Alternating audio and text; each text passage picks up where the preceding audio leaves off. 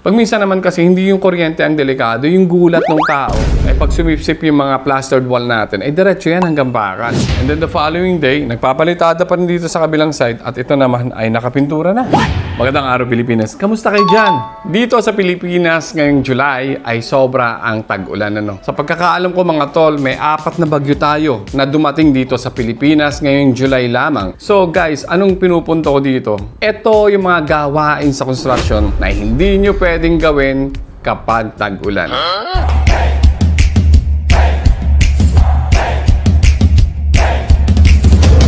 Wag na wag niyong gagawin ito sa mga construction project site nyo. Ito yung mga scope of work na hindi nyo pwedeng gawin pag umuulan. Number 1, painting works. Guys, hanggat maaari, i-cancel nyo na yan. Bawal magpapintura ngayong panahon ng tag-ulan. Bakit ko to sinasabi guys? Kahit saan ka kumapit may moisture. Ang lamig ng pader. Ibig sabihin, hindi ka pwedeng magpintura, hindi ka rin pwedeng magmasilya. Wag na wag kang magpapapintura kung umuulan. It will affect the quality of your painting works. So wag kang magpapapintura kung sobrang nabuhos yung ulan, mataas yung humidity, and then it will affect the adhesion ng paint doon sa surface ng wall kasi may minimum temperature tayo na sinusunod dito sa Pilipinas. Typical sa pagpipintura, meron tayong sinusunod na 15 degrees Celsius to 32 degrees Celsius. What if kung walang hinto yung mga ulan natin tapos ma-moisture pa, matubig, di ba? Huwag na tayong magpapintura. I-reschedule nyo na yan. Pa-postpone mo na yung pagpipintura. Hindi lang sa mga painting works mga tol. Sa pato ha. Dito sa Pilipinas, we're using skim coat na. Gumagamit na tayo ng skim coat. Hindi katulad nung unang panahon. Naalala ko pa nung nagpapintura kami ng bahay sa probinsya. We use the flat latex paint and then the patching compound. Mga isang sako yung binili naming patching compound at ilang balde ng pintura. And then kumuha lang kami ng isang pintor para doon sa bahay.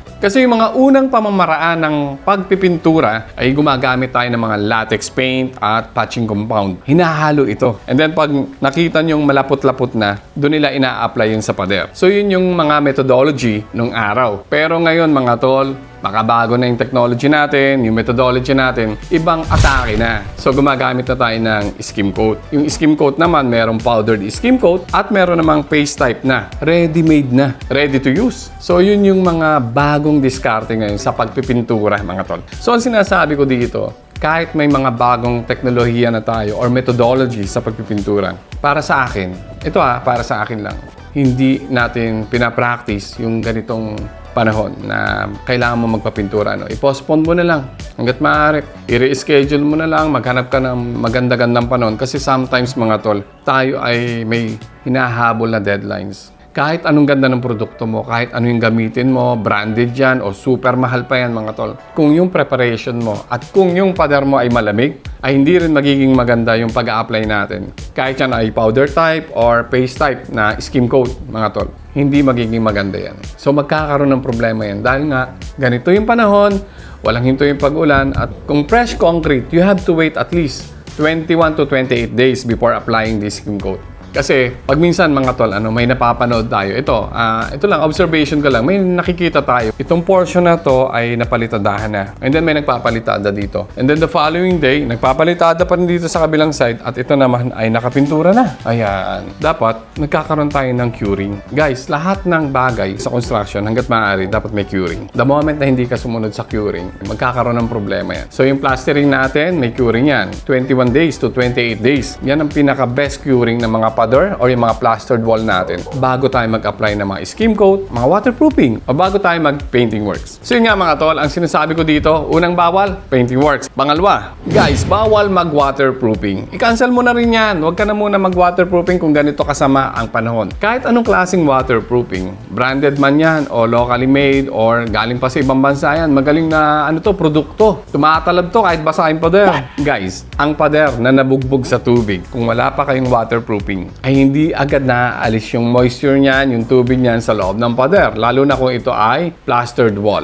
Sumipsip na yan ang sumipsip. Sa totoo lang, kahit bakal yan, aabutin Kung walang humpay yung pag-ulan, walang protection yung konkreto mo, pag sumipsip yung mga plastered wall natin, diretso yan hanggang bakal. Nararanasan niyo yan. Comment down below. So, ganun ang ibig ko sabihin mga tol. Guys, yun ngang nakapintura na at naka-waterproofing na, tumatagas pa rin yung tubig. Paano na yung plain concrete lang? So, ibig sabihin, kahit kahit plastered wall, syempre tatagos yan kahit sa bakal mga tol. Tatagos pa rin yan hanggang sa loob. Huwag na huwag kayong magpa-waterproofing kapag tag-ulan. Syempre alam nyo na, hindi kakapit yan mga tol. May requirements sa pag-waterproofing. Kailangang mainit na panahon para kapit na kapit yung pagkakatuyo ng waterproofing doon sa mga walls natin. Kaya kung nagpaplano kayo mag-waterproofing ng ganitong panahon, i-cancel nyo na yan mga tol. I-cancel nyo na yan. Sayang lang ang pera nyo. At pangatlong bagay mga tol na hindi nyo pwedeng gawin ngayon sa mga construction project site nyo, huwag na kayo magpa-welding at delikado yan. Guys, may napapansin tayo, napaparaan tayo sa mga highway, may mga pagkakataon na umuulan, umaambon, bahagyang mahina lang yung ulan, pero may nagwe-welding. Guys, kung kayo ang nasa sitwasyon, sino ba ang mananagot dyan? Si architect, si engineer, or si client, or si homeowners? Kaya kung may mga pag-ulan, may pagbagyo, pa-cancel nyo na rin yung welding works kasi mga tol, buhay ng tao ang nakasalalay dito. Kasi may mga deadlines nga tayo na, at syempre yung mga worker natin mga tol, pag minsan pakyawan. Kadalasan sa mga welding works, yung mga fabrication, installation ng mga I-beams, yan mga pakyawan yan. Napapansin natin yan mga tol. Kahit umuulan, nagwe-welding sila. May nakikita tayong ganyan mga tol. Kahit sa mga highway, sa mga commercial areas, makikita niyo yan. Kahit nga sa gabi.